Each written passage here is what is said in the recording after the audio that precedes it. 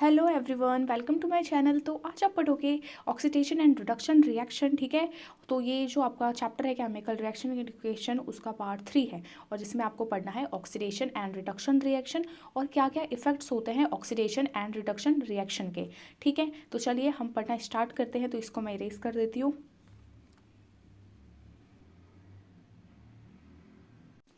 तो मैं यहाँ लिखती हूँ ऑक्सीडेशन एंड रिडक्शन रिएक्शन को पहले, ऑक्सीडेशन, ओके, और इस साइड रिडक्शन। तो पहले है ना, देखो हम इन दोनों का मतलब जानेंगे, दोनों का मतलब होता क्या है। ठीक है, तो देखो ऑक्सीडेशन का मतलब होता है कि कोई सब्सटेंस है, हमने उसमें से क्या किया, हमने उस सब्सटेंस में ऐड कर दिया ऑक्सीजन को। ठीक है, हमने ऐड कर दिया ऑक्सीजन को, ये हो जाता है ऑक्सीडेशन। अगर हमने हाइड्रोजन को भी रिमूव किया तो भी होता है ऑक्सीडेशन। ठीक है, तो आपको दो बात समझ आती है ऑक्सीडेशन से कि एडिंग ऑफ ऑक्सीजन वो भी ऑक्सीडेशन वो भी ऑक्सीडेशन है, और अगर हम हाइड्रोजन को रिमूव करते हैं कोई सब्सटेंस से तो वो भी एक ऑक्सीडेशन होता है। ठीक है, यहाँ तक क्लियर है। ठीक है, तो उसी तरह देखो, जैसे कि यहाँ तक तो आपको आ गया समझ में ऑक्सीडेशन रिडक्शन क्या होता है। तो यहाँ पे पहले मैं ऐसा करती हूँ, मैं यहाँ पे पहले डिफिनेशन इसकी लिख देती हूँ। ठीक है, तो चलिए देखो, तो मैं लिख सकती हूँ the addition of oxygen to a substance is called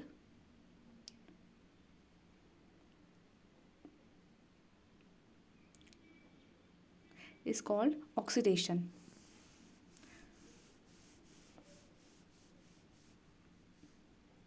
तो ये रहा एक डिफिनेशन। ठीक है, और दूसरा क्या था मैंने बताया, दूसरा है removal of hydrogen from a substance, वो भी एक ऑक्सीडेशन होता है। चलिए वो भी आप लिख देते हैं जल्दी से।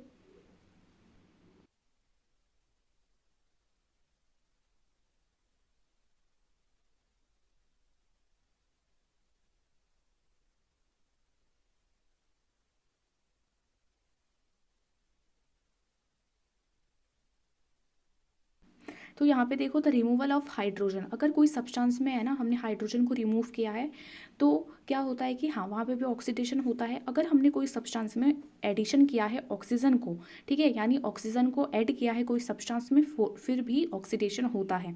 तो ऑक्सीडेशन में कोई दिक्कत नहीं होनी चाहिए कि ऑक्सीडेशन का मतलब क्या होता है। ठीक है, ओके। तो यहाँ पे देखिए आप क्या करिए, आप इसको है ना प्लीज़ नोट इट डाउन ज़रूर करिएगा।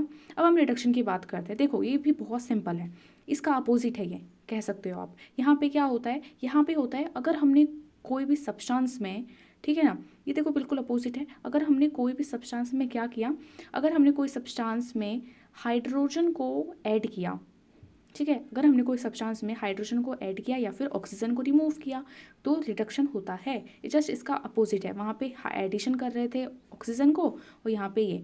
तो देखो मैं यहाँ पे इसका डिफिनेशन लिखती हूँ। ठीक है,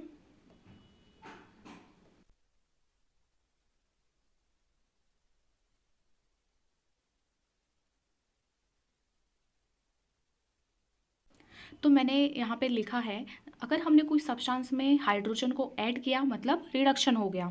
समझ गए? ठीक है, मतलब देखो बहुत ही सिंपल है। मैंने यहाँ पे इसका मतलब क्या है, तो चलो अब मैं दूसरा लिखती हूँ। दूसरा क्या है, द रिमूवल ऑफ ऑक्सीजन। देखो मैंने इस वाले में लिखा है क्या, रिमूवल ऑफ हाइड्रोजन, तो यहाँ पे हो गया रिमूवल ऑफ ऑक्सीजन, सिंपल। ठीक है, तो the removal of oxygen to a substance is called reduction. ठीक है, ओके। देखो ये बहुत सिंपल है, बस यही है याद रखना पड़ता है कि भाई ऑक्सीजन किस में ऐड कर रहा है। तो एक का याद रखोगे तो दूसरा ऑब्वियसली अपने आप याद हो जाएगा क्योंकि वो उसका अपोजिट होगा। तो अब मैं इसको इरेज कर देती हूँ।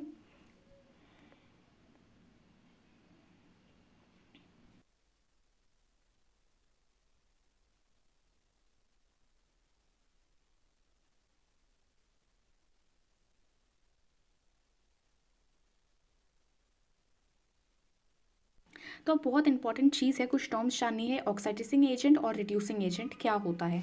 ठीक है, तो देखो ऑक्साइडाइजिंग एजेंट क्या होता है, वो सब मतलब वो सब्सटेंस जिसने है ना ऑक्सीजन को दिया है, मतलब जिसने ऑक्सीजन दिया for oxidation is called oxidising agent. समझे, मतलब जिसने है ना ऑक्सीजन अपना दिया ऑक्सीडेशन होने के लिए, वो होता है ऑक्साइडाइजिंग एजेंट। ठीक है, तो ये बहुत इंपॉर्टेंट है, इससे बहुत सारे क्वेश्चन आते हैं। तो मैं यहाँ पहले लिखती हूँ।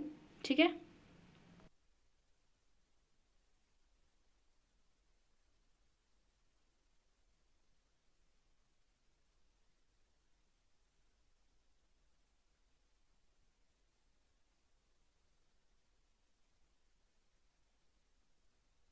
तो देखो ये बहुत इजी है। अब देखो द सब्सटेंस जिसने है ना ऑक्सीजन दिया है ऑक्सीडेशन होने के लिए, वो होता है ऑक्सीडाइजिंग एजेंट।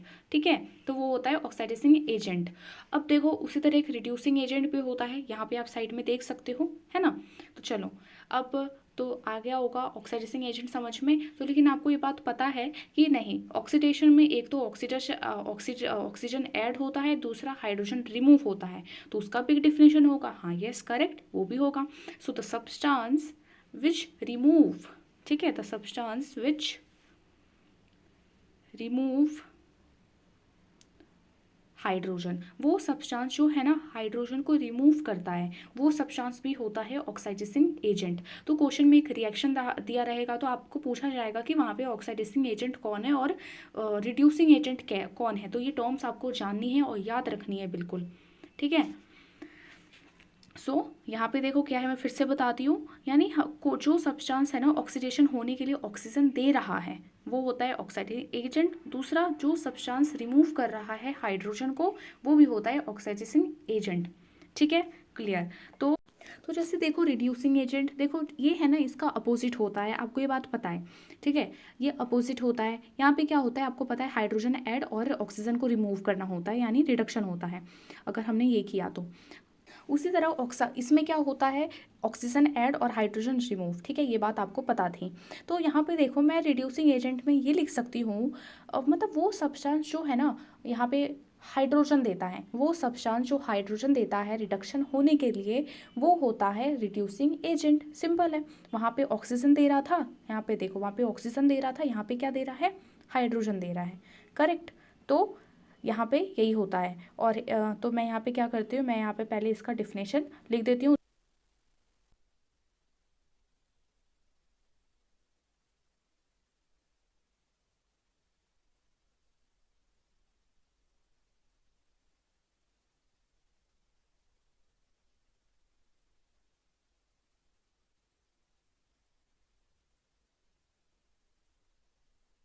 तो ठीक है, मैंने यहाँ पे डिफिनेशन लिख दिया है। और दूसरा क्या हो सकता है, यानी देखो कोई सब्सटेंस में है ना ऐड मतलब ऑक्सीजन सॉरी हाइड्रोजन को ऐड किया, ठीक है, हाइड्रोजन को सॉरी ऑक्सीजन ऐड किया, यहाँ पे क्या होता है ऑक्सीजन को रिमूव करते हैं। तो यहाँ पे जैसे आप देखो, यहाँ पे जैसे मेरे पास ए ओ है, यानी कोई ए सब्सटेंस है, उसमें क्या है ऑक्सीजन है, ठीक है। अब इसमें से ए मैंने हटा दिया, यानी मैंने क्या किया, ऑक्सीजन को रिमूव किया, सिंपल है ना। तो यहाँ पे क्या हो सकता है, the substance which remove oxygen, ठीक है, इज कॉल्ड रिड्यूसिंग एजेंट। जैसे आप इस साइड का देखो अपोजिट है ये भी बिल्कुल। तो यहाँ पे मैं इसका भी डिफिनेशन लिखती हूँ, the substance which remove oxygen is called reducing agent. बिल्कुल सिंपल है दोस्तों, ठीक है ना, ये बहुत आराम से हो जाएगा। तो is called reducing agent. I hope आपको यहाँ तक समझ में आया होगा। तो चलिए अब मैं इसको इरेज कर देती हूँ।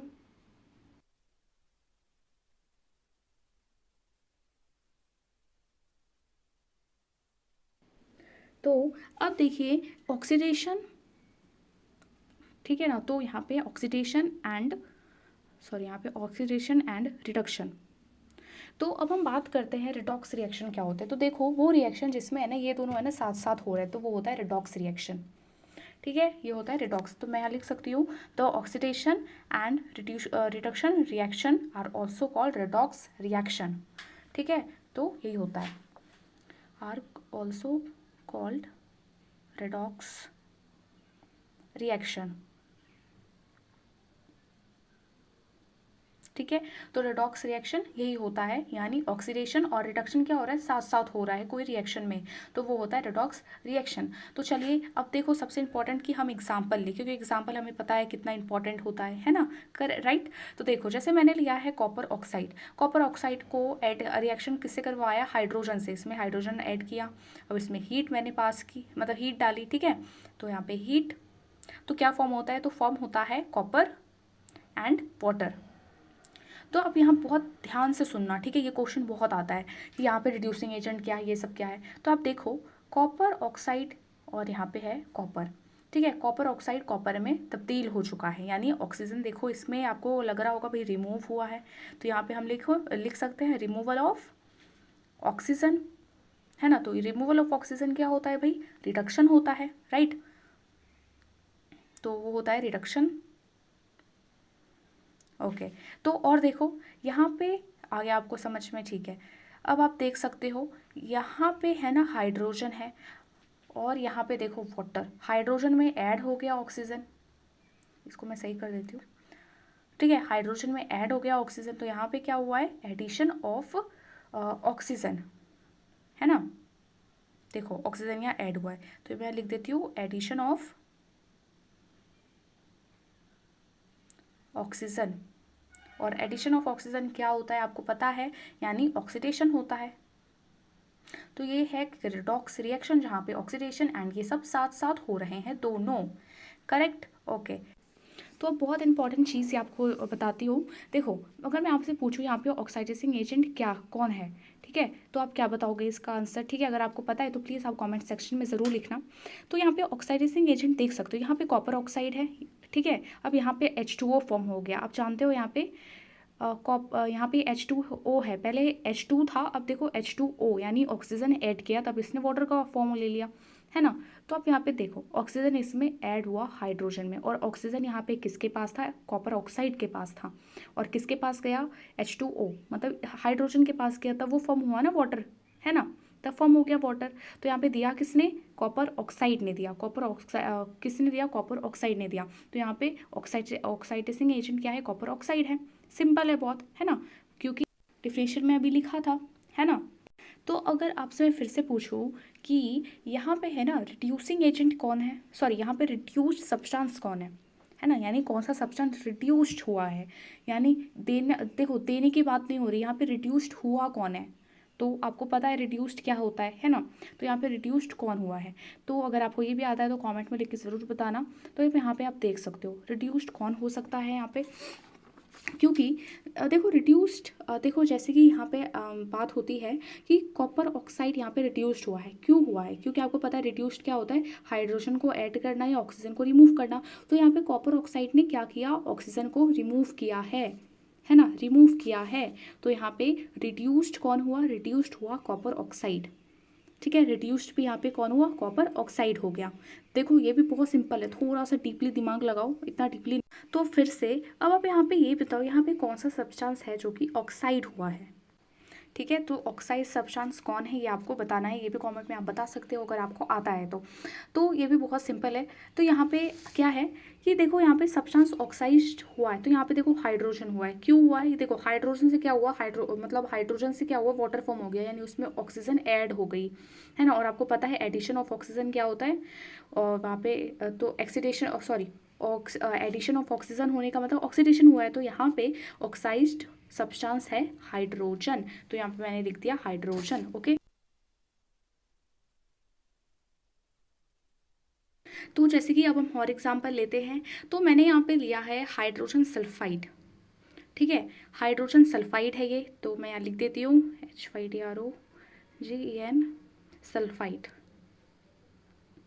ठीक है। तो ये है हाइड्रोजन सल्फाइड, इसमें मैंने क्या ऐड किया, क्लोरीन ऐड किया, क्लोरीन से रिएक्ट करवाया, ठीक है। तो फॉर्म होता है सल्फर, देखो सल्फर फॉर्म होता है, और HCl हाइड्रोजन क्लोराइड फॉर्म होता है। तो यहाँ पे आपको बता, तो यहाँ पे आप देख सकते हो, यहाँ पे आप देखो कि हाइड्रोजन सल्फाइड जो है यहाँ पे सल्फर में इधर आ जाता है, मतलब सल्फाइड में हाइड्रोजन था, फिर हाइड्रोजन इससे रिमूव हो गया है, हाइड्रोजन रिमूव हो गया।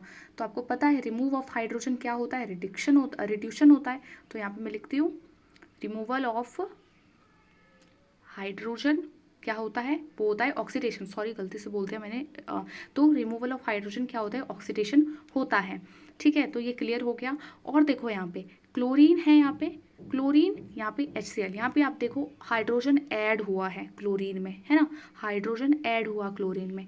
तो यहाँ पे एडिशन ऑफ हाइड्रोजन, तो एडिशन ऑफ हाइड्रोजन है यहाँ पे, ये क्या होता है, ये होता है रिडक्शन, रिडक्शन होता है, ठीक है। तो ये था एक एग्जांपल रिडॉक्स रिएक्शन का, ठीक है, ओके।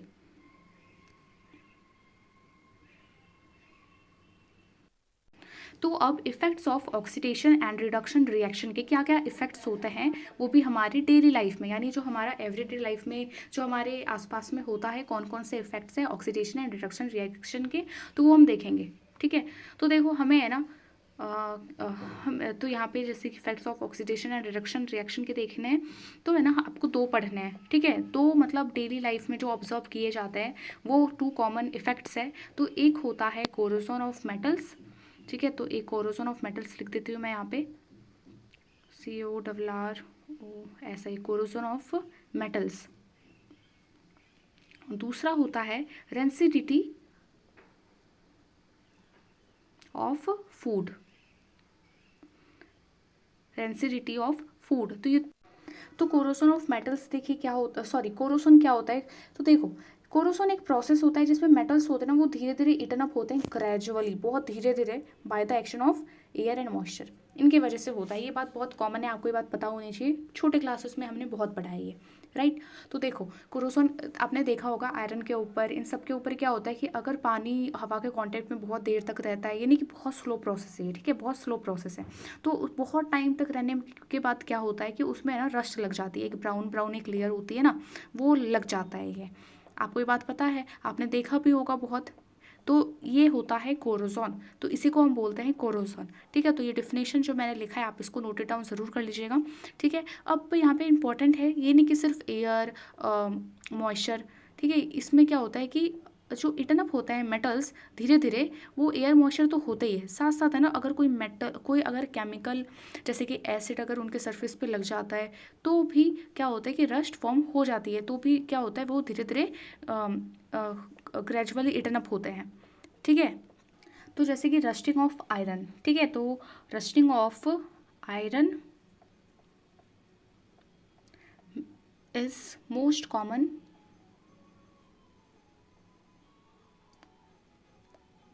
फैक्टर ऑफ कोरोजन का, तो आपको ये बात पता होनी चाहिए। और देखो प्रिवेंट करने के लिए हम क्या करते हैं कि पहले यहाँ पे मैं लिख तो देती हूँ, ठीक है, फैक्टर्स ऑफ कोरोजन। तो प्रिवेंट करने के लिए आपको पता है कि हम जिंक की कोटिंग कर देते हैं वगैरह वगैरह सब हम करते हैं। ठीक है, तो आप इसको नोटेड डाउन ज़रूर करिए। ओके, तो देखो रेंसिडिटी क्या है, बहुत सिंपल है। पहले देखो रेंसिडिटी है ना बहुत सिंपल चीज़ होती है, कोई देखो जो एक कंडीशन होती है जो फूड से उत्पन्न हो जाती है, जब फूड है ना खराब हो जाता है, बहुत ही मतलब देखो जो कंडीशन प्रोड्यूस होती है ऑक्सीडेशन की वजह से होता है, इतना तो याद करो। ठीक है, तो कंडीशन जो एक प्रोड्यूस होती है by oxidation of fats and oil, fats and oil, जो फैट्स और ऑयल जो होते हैं ना फूड में जो होता है, जो तो क्या होता है इनमें एक अनप्लीजेंट सी स्मेल आने लगती है। ठीक है, fats and oil and food marked by unpleasant smell and taste, बहुत टेस्ट मतलब खाने लायक नहीं रहता अच्छा सा, तो ये सब हो जाता है, तो वो होता है रेंसिडिटी। तो इट इज़ अ कंडीशन, ये कंडीशन होता है जो प्रोड्यूस होता है जब ऑक्सीडेशन होता है फैट्स एंड ऑयल फूड का, तो अनप्लीजेंट स्मेल ये सब आने लगती है और टेस्ट ये सब, तो यही होता है रेंसिडिटी। ठीक है, तो यहाँ पे बहुत सिंपल है। और जैसे कि आपने देखा होगा जो चिप्स के पैकेट होते हैं, है ना, इन सब में तो जैसे हम क्या करते हैं फूड को है ना रेफ्रिजरेटर में रख देते हैं, तो ये नहीं कि हमेशा टाइम के लिए, तो कुछ टाइम के लिए क्या होता है जो फूड होता है वो बचा रहता है, मतलब कुछ दिनों तक, है ना, नहीं तो ऐसे रख दोगे तो ख़राब हो जाएगा। तो एक तो रेफ्रिजरेटर में हम रख सकते हैं, प्रिवेंट कर सकते हैं रेंसिडिटी को। ठीक है, और क्या हो सकता है, और हो सकता है एक तो हो गया आपका रेंसिडिटी, और दूसरा हो गया एयर टाइट कंटेनर में आप रख दो फूड को, वो जो है आपका air food fats and oil containing है ना, जो वो सब फूड है, तो वो आप इसमें रख सकते हो। तो अब इम्पॉर्टेंट बात है देखो, अब जो आपकी NCERT है उसको जाके आप पक्का रीड कीजिए। ठीक है ना, रीड दी NCERT। ओके, तो NCERT क्योंकि बहुत इंपॉर्टेंट है, NCERT को रीड करना ही करना है आपको। ठीक।